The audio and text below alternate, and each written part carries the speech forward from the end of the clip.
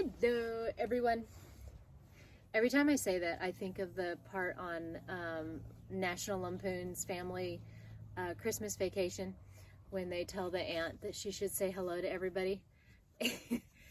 I should? Yes, you should. Hello, everybody. But anyway, I thought I would come out here right before I'm making dinner and to give my last review of the Red Mountain. So I have a completely failed you, 100%. I said that I was going to read the book chapter by chapter and then review it chapter by chapter because I'm not able to actually read it out loud to you because of copyright infringements. But I have not done that because there was a lot of things that had happened all at once, and I got really busy, and then I wasn't able to keep up with the chapters like I wanted to, and now quite a bit of time has gone by, and I'm not even really sure how much anybody really enjoyed me reviewing the chapters in the book. And so I read a couple of chapters in the morning before I went down to take care of the horses, and then I didn't record me reading the book or whatever, so I didn't review it after I read the chapters, and then again got busy doing the barn work, trying to get it all done. It is very close to being finished. I have an upcoming video for that. We put in a drinking post, and the electric wire got buried out there. My husband buried internet cable out there, and I think it's fiber optic. I don't know anything about that kind of stuff. And we also have gotten water out there. So a lot of exciting things going on with the barn, but that just meant that got busy and failed to do my book review. And so I have gone ahead and finished the book. I have a problem with reading when I get to where it's hard for me to get into it, or I'm just not into it anymore. My brain just gets really tired, and I literally have to force myself to read the words. And even though I'm reading the words, I am not at all like grasping it. I don't know if that's a part of being dyslexic. I really don't know. It's just something that's always happened with me. So the book kind of got boring. I'm trying to do this in a nice way because I really don't like to be rude or unkind, because I know that the person that wrote the book really had his heart and soul into it, and I'm sure that it's not nice to hear things like that. And here's Sierra. I'm trying to review the book. But yeah, so anyway, I skimmed through a lot of it because I was just wanting to get to the end. And basically what happens is Morgan, Otis's aunt who came down to make him fall in love with someone, she ends up passing away and leaving everything to him. And she just suddenly died. There wasn't anything. She was in her art studio. She was drawing or painting, and she just fell over and passed away. And then what ended up happening to Otis, who could no longer taste or smell anymore, and the book was written in 2016, so it's not what's going on in the world right now. I've got to be honest though, unfortunately for the poor guy who wrote the book, that kind of took away from the whole, oh my goodness, what could possibly be wrong, because of the situation in which we are in the world right now. It's just like, oh, that's all it is. He'll be fine. Or not, but because there's a lot of bad things happening with that. But anyway, it turns out that he has an aneurysm, and I guess a part of his brain, or a part of the aneurysm, started bleeding, and then it stopped bleeding, and that's what made him lose his sense of taste and smell. And then he has an aneurysm that's still there that could go at any time, and it could kill him. So he doesn't know how long he has to live.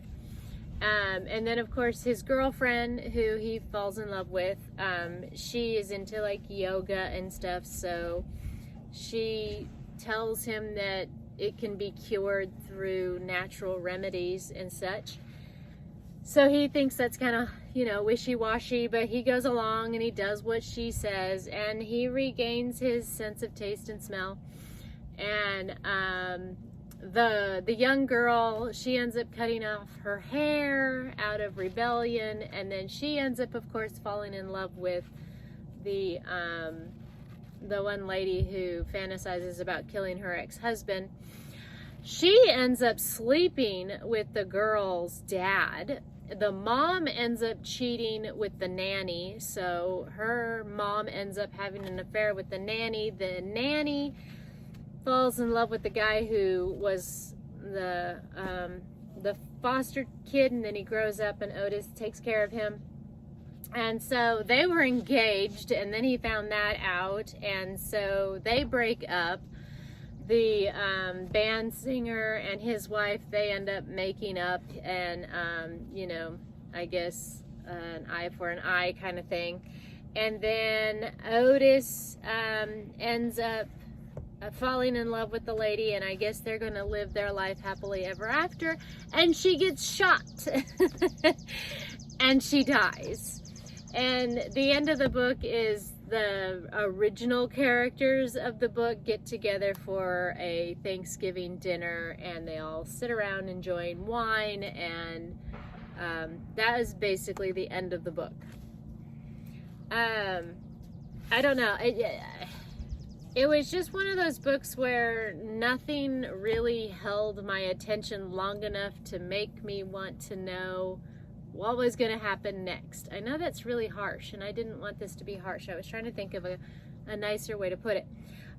My main problem with the book is, and this, a lot of people like these kind of books. I don't like them. The first chapter will tell you about this character, and then they'll have a problem, and then the next chapter, which you want to find out how they're going to resolve the problem from the first chapter, goes into a new character, and then you have to learn that character, and then, you know, by the time you get 6 or 7 characters, you kind of forgotten what the first problem was, because, at least for me, I shouldn't say you, I start to forget what the first character's problem was, and now I'm on to, well, what's the 7th character's problem? And then you go to the next chapter, and it takes you back to the first character, and I just have a hard time holding my place in those types of books, and that's what this book kind of, it was, you know. So each chapter flashed back to the other character, and it made it really, really hard for me to keep up with everybody. And I was hoping that after, I don't know, the middle of the book, you would get to the point to where all the characters kind of merged together. But it never really did that. It continued to keep everybody separated. And then right when you got into their problem and you wanted to know what happened, like it caught my interest, it moved to the next character. So anyway, I hope that wasn't too terrible of me to criticize the book like that. But anyway, that's just my viewpoint of Red Mountain. I wouldn't read this book again, but it was interesting a little bit here and there. It had its really, really good time. Like, there were certain parts of the book that I really, really liked. It's just I had a really hard time holding my attention with it. So anyway, thank you guys for listening. I don't know if anybody's interested in me doing more of these. If somebody would like me to do another book, or there is a book that I do want to read. It's Nora Roberts, and it has a horse on the cover, and I actually forget what the title is, but it's one of her new ones. I don't know if it'd be any good. I've read some of Nora Roberts' books, and I would say that half of them I really liked, and then half of them I skimmed through, kind of like this one. But anyway, I was thinking about reading that book. If anybody is interested in me doing a review on that book, you can comment and let me know. But anyway, thank you for watching. Hope I wasn't too harsh. I do have some videos coming up with the barn, and then hopefully I'm going to be able to start after everything calms down and goes back into a normal routine of me just hanging out and playing with my horses again. So thank you so much for watching. I will talk to you again next time. Bye! You should say goodbye, Sierra. Sierra says goodbye.